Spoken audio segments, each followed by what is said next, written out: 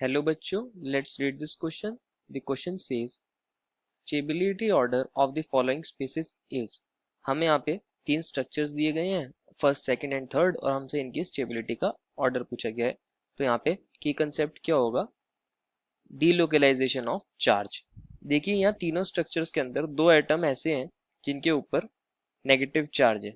तो जितना ज्यादा वो चार्ज डीलोकलाइज्ड होगा उतनी ही ज्यादा उसकी स्टेबिलिटी होगी. तो हम ऐसा कह सकते हैं option first, second and third के अंदर. इन ऑप्शन नंबर फर्स्ट ऑक्सीजन के पास नेगेटिव चार्ज है एंड सल्फर के पास नेगेटिव चार्ज है.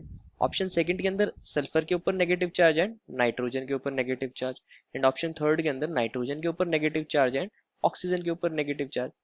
क्योंकि nitrogen and oxygen belong to second period, but जो हमारे पास सल्फर होता है वो थर्ड पीरियड से बिलोंग करता है.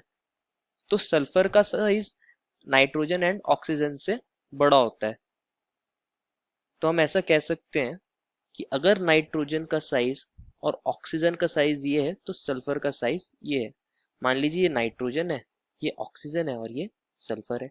तो यहाँ नाइट्रोजन के ऊपर नेगेटिव चार्ज है, यहाँ ऑक्सीजन के ऊपर नेगेटिव चार्ज है, यहाँ सल्फर के ऊपर नेगेटिव चार्ज है.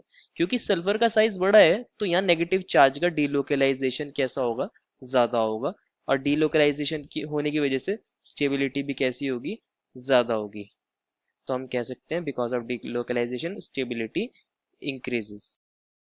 तो जिस ऑप्शन के अंदर सल्फर के ऊपर नेगेटिव चार्ज होगा वो ज्यादा स्टेबल है. तो ऑप्शन फर्स्ट और ऑप्शन सेकंड के अंदर सल्फर के ऊपर नेगेटिव चार्ज है तो वो ज्यादा स्टेबल होंगे as compare to option number third. अब ऑप्शन फर्स्ट एंड सेकंड में सल्फर तो कॉमन हो गया, बट अब ऑक्सीजन एंड नाइट्रोजन को चेक करते हैं. क्योंकि oxygen is more electronegative than nitrogen, तो ऑक्सीजन अपने ऊपर नेगेटिव चार्ज को इजीली होल्ड कर सकता है. तो जिस ऑप्शन के अंदर ऑक्सीजन और सल्फर के ऊपर नेगेटिव चार्ज होगा वो सबसे ज्यादा stable, which is option number first. तो ऑर्डर ऑफ स्टेबिलिटी क्या हो जाएगा? ऑर्डर ऑफ स्टेबिलिटी इज, जिसके अंदर फर्स्ट ऑप्शन क्या होगा?